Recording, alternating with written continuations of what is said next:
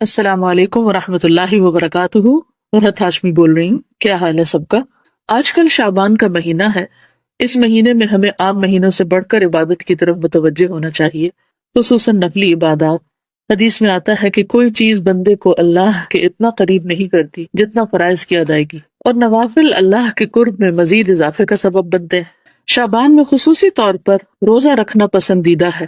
اگر ہم زیادہ روزے نہ بھی رکھ سکیں تو کم از کم ایام 20 کے روزے ضرور رکھ لیں۔ حضرت ملحان قیسی سے مروی ہے کہ رسول اللہ صلی اللہ علیہ وسلم ہمیں ایام 20 یعنی چاند کی 13، 14 اور 15 تاریخ کو روزہ رکھنے کا حکم دیتے تھے اور فرماتے تھے کہ یہ ہمیشہ کے روزوں کی مانند ہے۔ ابن عباس کہتے ہیں کہ رسول اللہ صلی اللہ علیہ وسلم ایام 20 کے روزے نہ تو حضر میں چھوڑتے تھے اور نہ سفر میں۔ حضرت ابو ہریرہ بیان کرتے ہیں کہ میرے خلیل یعنی میرے دوست صلی اللہ علیہ وسلم نے مجھے 3 وصیتیں فرمائیں کہ میں ہر ماہ 3 دن کے روزے رکھ لیا کروں، نماز چاشت کی 2 رکعتیں ادا کیا کروں اور سونے سے پہلے وتر پڑھ لیا کروں۔ ہمیں بھی کوشش کرنی چاہیے کہ ہم بھی ان ایام کے روزوں کی پابندی کریں اور اللہ سبحانہ وتعالیٰ کا قرب حاصل کریں۔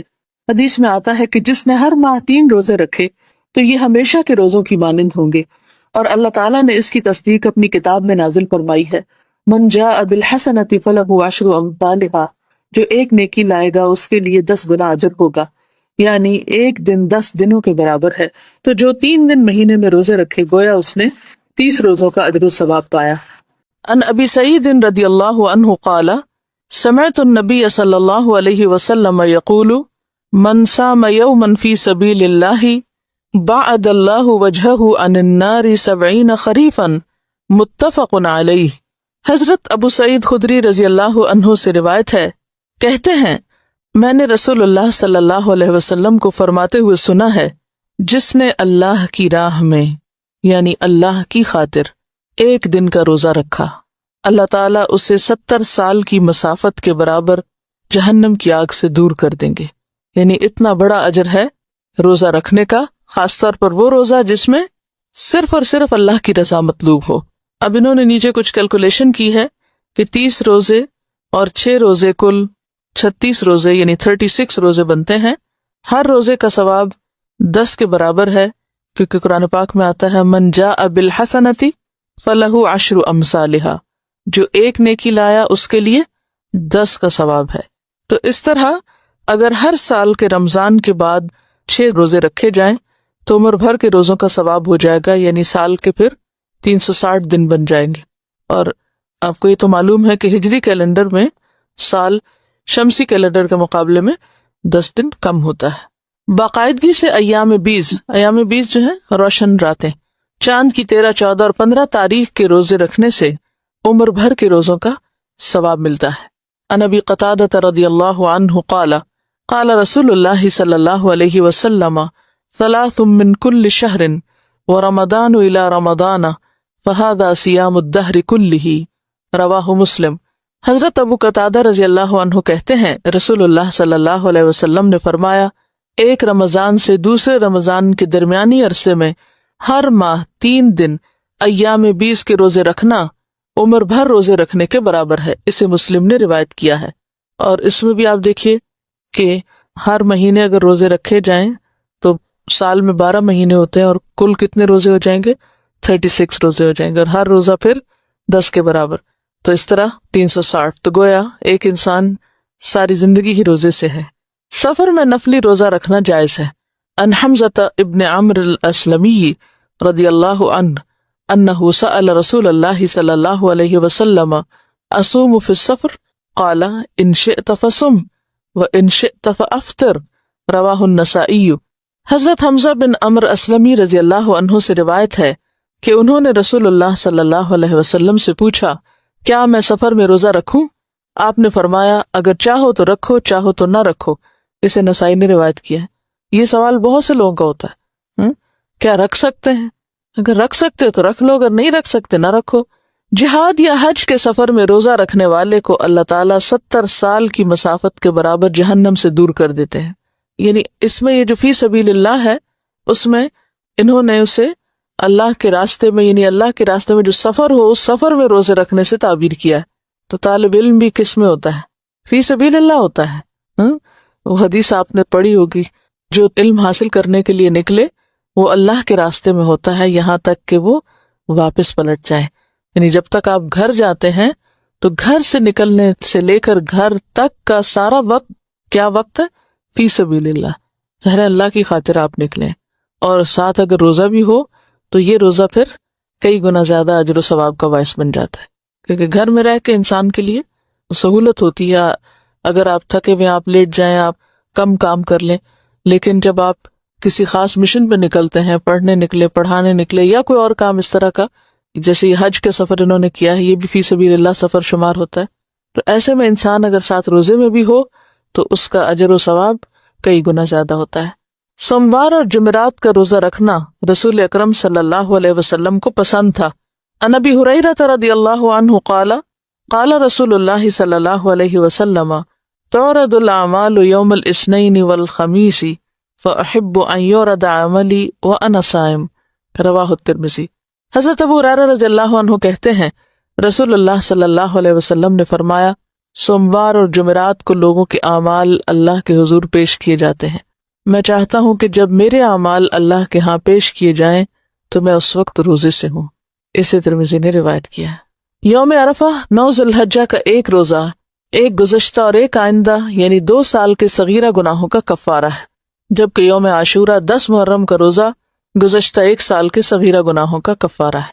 عن ابی قتادہ رضی اللہ عنہ ان النبی صلی اللہ علیہ وسلم قال صیام یوم عرفہ احتسب علی اللہ ان یکفر السنة التي قبلہ والسنة التي بعدہ وصیام یوم عاشوراء احتسب علی اللہ ان یکفر السنة التي قبلہ، رواہ مسلم.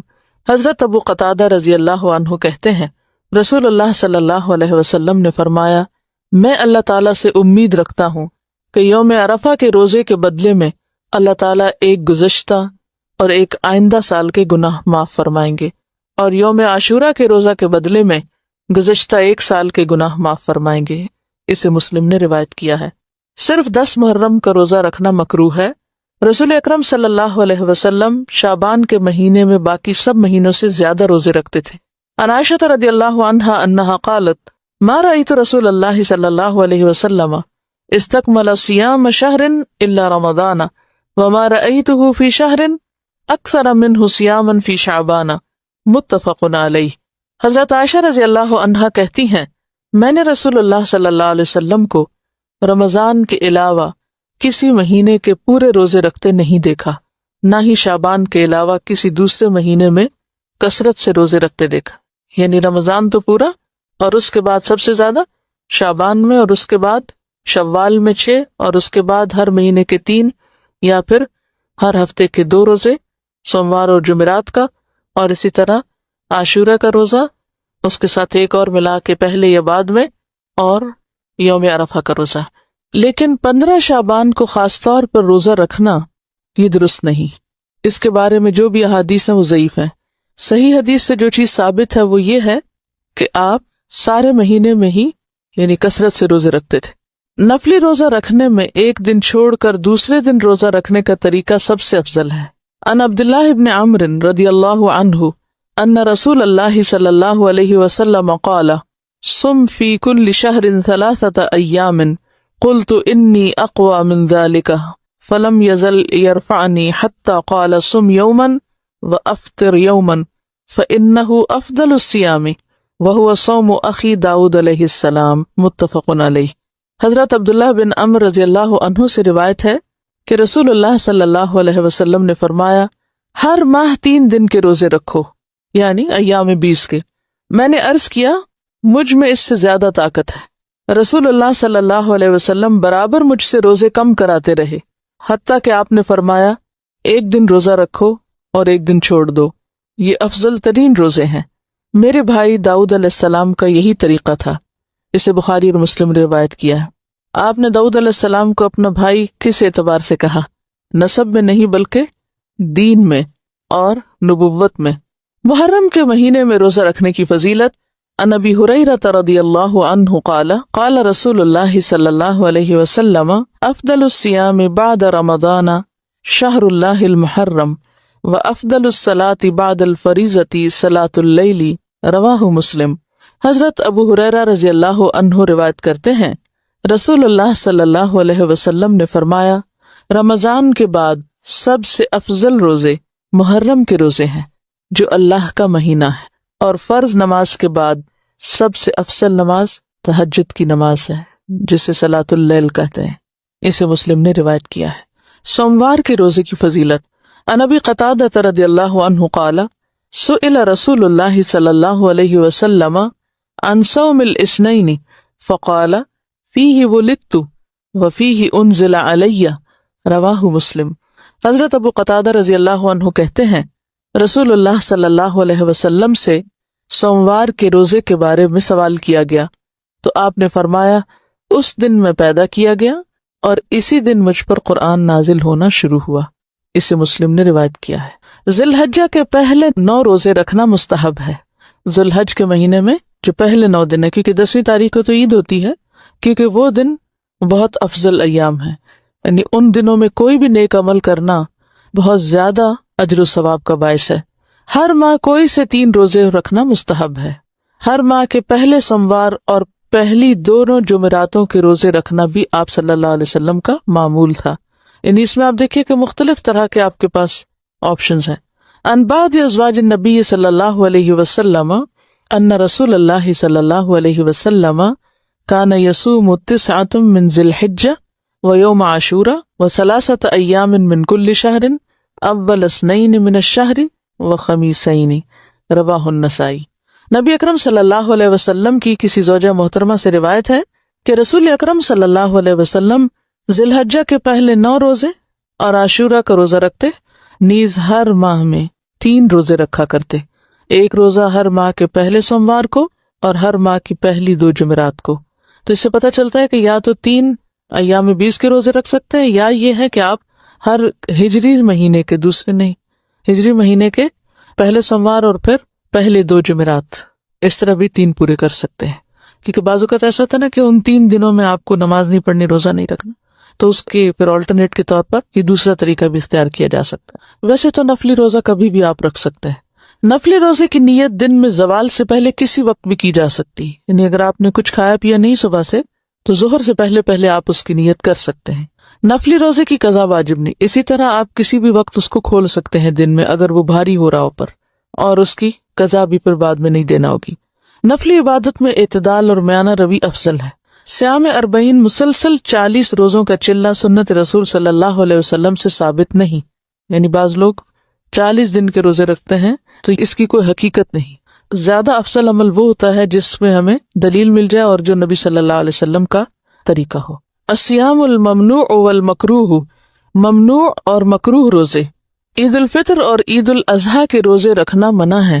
عن ابی عبید رضی اللہ عنہ قال شہدت العید مع عمر بن الخطاب رضی اللہ عنہ فقال هذان یومان نہى رسول اللہ صلی اللہ علیہ وسلم عن صیامہما یوم فطرکم من صیامکم والیوم الآخر تأکلون فیہ من نسککم، رواہ البخاری۔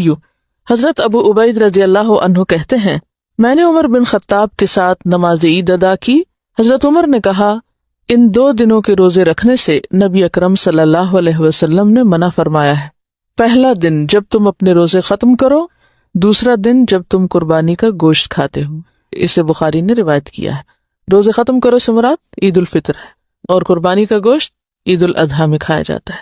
صرف جمعہ کے دن کا روزہ رکھنا مکروہ ہے۔ اگر کوئی شخص اپنے معمول کے مطابق جمعہ کو روزہ رکھے تو جائز ہے۔ مثلاً اگر کوئی شخص ہر دوسرے یا تیسرے دن روزہ رکھنے کا عادی ہے اور کسی دن جمعہ کا روزہ آ جاتا ہے تو وہ جائز ہے، جیسے صوم داؤدی میں 1 دن چھوڑ کے 1 دن روزہ رکھتے ہیں تو اس صورت میں درست ہے، ورنہ خاص طور پر جمعے کی نیت کر کے کہ یہ بہت مبارک دن ہے، اس دن زیادہ ثواب ہوگا، ایسا کرنا درست نہیں، کیونکہ سنت سے اس کی دلیل نہیں۔ عن ابی ہریرہ عن النبی صلی اللہ علیہ وسلم قال لا تختصوا لیلۃ الجمعۃ بقیام من بین اللیالی ولا تخصوا یوم الجمعۃ بصیام من بین الایام الا ان یکون فی صوم یصومہ احدکم، رواہ مسلم۔ حضرت ابو ہریرہ رضی اللہ عنہ سے روایت ہے کہ نبی اکرم صلی اللہ علیہ وسلم نے فرمایا، جمعہ کی رات یعنی جمعہ اور جمعرات کی درمیانی رات جو تھی نا، جمعرات جب ختم ہوتی ہے اور اگلے دن جمعہ ہوتا ہے، تو وہ رات بیچ کی، اس کو قیام اللیل کے لیے مقرر نہ کرو، فکس نہ کرو، اور نہ جمعہ کے دن کو روزے کے لیے مخصوص کرو۔ ہاں اگر کوئی شخص روزہ رکھنے کا عادی ہو اور اس میں جمعہ آ جائے تو پھر جائز ہے، اسے مسلم نے روایت کی، یعنی بالکل واضح حدیث ہے۔ ہمارے ہاں بعض لوگ شب جمعہ مناتے ہیں اور وہ اسی رات کو زیادہ عبادت کرتے ہیں، حالانکہ اس سے منع کیا گیا ہے کہ صرف اس رات کو مخصوص نہ کیا جائے۔ عن ابی ہریرہ رضی اللہ عنہ قال سمعت رسول اللہ صلی اللہ علیہ وسلم یقول لا يصوم احدکم یوم الجمعۃ الا یوما قبلہ او بعدہ، رواہ البخاری۔ حضرت ابو ہریرہ رضی اللہ عنہ کہتے ہیں کہ میں نے رسول اللہ صلی اللہ علیہ وسلم کو فرماتے ہوئے سنا ہے، کوئی آدمی صرف جمعہ کا روزہ نہ رکھے، اگر رکھنا چاہے تو ایک دن پہلا یا پچھلا ساتھ ملا کر رکھے، یعنی جمعرات اور جمعے کا یا جمعے اور ہفتے کا رکھ سکتا ہے، ورنہ خالی جمعے کا نہ رکھے۔ اسے بخاری نے روایت کیا۔ اس کی کیا حکمت ہو سکتی ہے؟ اس سے کیوں منع کیا گیا ہے؟ کیا سمجھ میں آتا آپ کو؟ جمعہ عید کا دن ہے، اور اصل میں بات یہ ہے کہ جو چیز اللہ اور اس کے رسول صلی اللہ علیہ وسلم نے مخصوص نہیں کی، وہ ہمیں اپنی طرف سے، اپنی عقل سے، اپنے قیاس سے نیکی سمجھ کے مخصوص نہیں کرنی چاہیے، ٹھیک ہے نا؟ کیونکہ اگر کوئی چیز قیاس کے ذریعے عبادت بن سکتی تو پھر یہ جمعے کی رات کو ہماری تصور اور خیال میں ایک نیکی کی رات سمجھا جاتا ہے، تو یہ سوچ کے کہ اس دن کا ثواب زیادہ ہے، کیونکہ جمعے کے دن کے کئی فضائل ہیں، لیکن اسی دن روزہ رکھنے سے منع کر دیا گیا۔ تو اصل حکم کیا ہے کہ ما آتاکم الرسول فخذوہ وما نہاکم عنہ فانتہوا، جو وہ دیتے ہیں تم کو لے لو، جس سے روکتے ہیں رک جاؤ۔ اصل معاملہ اطاعت کا معاملہ ہے کہ کون کتنا فرما بردار ہے۔ اور ویسے بھی آپ دیکھیے کہ دین میں بہت ساری چیزیں جنہیں اللہ اور اس کے رسول صلی اللہ علیہ وسلم نے مقرر نہیں کیا، وہ بندوں پہ مقرر کر دینا کیا ہے؟ بندوں کے ساتھ زیادتی، بندوں کے لیے زندگی دوبھر کرنا ہے۔ جیسے کہ یہ چیز اتنے 1000 دفعہ پڑھو، تو وہ کیا ہے بندوں کے لیے؟ مشکل، یعنی اللہ کا ذکر بھی ایک بوجھ بن گیا۔ تو اسی طرح کوئی بھی دن کسی کام کے لیے اس طرح مقرر کر دینا کہ اس میں پھر اس کام کی پابندی کی جائے، جبکہ اللہ اور اس کے رسول صلی اللہ علیہ وسلم نے پابندی نہیں کروائی، تو یہ بندوں کے لیے مشکلات پیدا کرنے کا سبب ہے، اور اس سے پرہیز کرنا چاہیے۔ یعنی انسانوں کو کوئی حق نہیں کہ اب شریعت میں اضافے کریں۔ صوم وصال یعنی شام کے وقت روزہ افطار نہ کرنا اور کچھ کھائے پیے بغیر اگلا روزہ شروع کر دینا مکروہ ہے۔ اس کو صوم وصال، وصال کا مطلب ہوتا ہے جوڑنا، ملانا۔ عن ابی ہریرہ رضی اللہ عنہ قال نہى رسول اللہ صلی اللہ علیہ وسلم عن الوصال فی الصوم فقال له رجل من المسلمین انك تواصل یا رسول اللہ صلی اللہ علیہ وسلم قال وأيكم مثلی انی ابیت یطعمنی ربی ویسقینی، متفق علیہ۔ حضرت ابو ہریرہ رضی اللہ عنہ کہتے ہیں رسول اللہ صلی اللہ علیہ وسلم نے صوم وصال سے منع فرمایا، تو ایک آدمی نے عرض کیا یا رسول اللہ صلی اللہ علیہ وسلم، آپ تو صوم وصال رکھتے ہیں۔ آپ نے فرمایا تم میں مجھ جیسا کون ہے؟ میں رات کو سوتا ہوں تو مجھے میرا رب کھلاتا بھی ہے پلاتا بھی ہے۔ اسے بخاری اور مسلم نے روایت کیا۔ اب اس کھلانے پلانے سے مراد وہ بھی ہو سکتا ہے جیسے حضرت مریم کو یعنی معجزاتی طور پہ کھلایا پلایا جاتا تھا، اور اس سے مراد روحانی غذا بھی ہو سکتی کہ انسان اگر روحانی طور پر زیادہ مضبوط ہو تو اگر دنیاوی اعتبار سے کھانا پینا کم بھی ہو تو انسان کے اندر پھر بھی اسٹیمنا باقی ہوتا ہے۔ اب اس کا اصل معنی آپ نے خود نہیں بتایا، لہٰذا ان دونوں میں سے کوئی بھی ہو سکتا ہے۔ اور یہ جو کہا تم میں مجھ جیسا کون ہے، تو مراد یہ کہ میں تو اللہ کا پیغمبر ہوں۔ آپ کی حیثیت تو مختلف ہے اس اعتبار سے، اور آپ کی طاقت اور آپ کی جو اسٹیمنا ہے وہ عام بندوں سے کہیں زیادہ تھا، عبادت کا اور باقی کاموں کے لیے بھی۔ رمضان شروع ہونے سے پہلے استقبال کے طور پر روزے رکھنا منع ہے۔ اگر کوئی شخص اپنے گزشتہ معمول کے مطابق روزے رکھتا چلا آ رہا ہے اور وہ دن اتفاقاً رمضان سے 1 یا 2 روز پہلے آ گیا تو کوئی حرج نہیں۔ عن ابی ہریرہ رضی اللہ عنہ قال قال رسول اللہ صلی اللہ علیہ وسلم لا يتقدمن احدکم رمضان بصوم یوم او یومین الا ان یکون رجل کان یصوم صوما فلیصم ذلک اليوم، متفق علیہ۔ حضرت ابو ہریرہ رضی اللہ عنہ کہتے ہیں رسول اللہ صلی اللہ علیہ وسلم نے فرمایا رمضان سے 1 یا 2 دن پہلے کوئی آدمی روزہ نہ رکھے، البتہ وہ شخص جو اپنے معمول کے مطابق روزہ رکھتا آ رہا وہ رکھ سکتا ہے۔ اسی طرح شک کا روزہ رکھنا بھی منع ہے کہ کوئی شخص 1 دن پہلے صرف اس لیے روزہ رکھ لے کہ کیا پتا چاند کہیں نظر آ گیا ہو تو میرا کہیں روزہ رہ نہ جائے، یعنی یا تو چاند دیکھو یا پھر 30 دن مکمل کر لو اگر بادل وغیرہ ہوں تو۔ مسلسل روزے رکھنا بھی منع ہے۔ عن عبد الله بن عمرو بن العاص رضي الله عنهما قال رسول الله صلى الله عليه وسلم يا عبد الله ألم أخبر أنك تصوم النهار وتقوم الليل؟ فقلت بلى يا رسول الله. قال فلا تفعل، صم وأفطر، قم ونم، فإن لجسدك عليك حقا، وإن لعينك عليك حقا، وإن لزوجك عليك حقا، وإن لزورك عليك حقا، لا صام من صام الدهر. متفق علیہ۔ حضرت عبداللہ ابن عمرو ابن عاص رضی اللہ عنہ کہتے ہیں رسول اللہ صلی اللہ علیہ وسلم نے مجھے فرمایا، اے عبداللہ، مجھے خبر ملی ہے کہ تم ہمیشہ دن کو روزہ رکھتے ہو اور رات کو قیام کرتے ہو۔ میں نے عرض کیا، ہاں یا رسول اللہ صلی اللہ علیہ وسلم، میں ایسا ہی کرتا ہوں۔ آپ صلی اللہ علیہ وسلم نے فرمایا، ایسا مت کرو، روزہ رکھو بھی اور چھوڑ بھی دو، رات کو قیام بھی کرو اور آرام بھی کرو۔ تمہارے جسم کا تم پر حق ہے، تمہاری آنکھ کا تم پہ حق ہے، یعنی سونا بھی چاہیے، تمہاری بیوی کا تم پر حق ہے، تمہارے مہمان کا تم پر حق ہے۔ جس نے مسلسل روزے رکھے اس کا کوئی روزہ نہیں، کیونکہ وہ پھر جسم ویسے ہی عادی ہو جاتا ہے بھوکا رہنے کا، تو وہ پھر بھوک کی جو ایک کیفیت ہوتی ہے یا تڑپ ہوتی ہے وہ محسوس بھی نہیں ہوتی، وہ روزہ نہیں بلکہ عادت ہو گئی، جسے بخاری اور مسلم نے روایت کیا۔ ایام تشریق یعنی 11، 12، 13 ذوالحجہ کے روزے رکھنا منع ہے، البتہ جو حاجی قربانی نہ دے سکے وہ منا میں ایام تشریق کے روزے رکھ سکتا ہے۔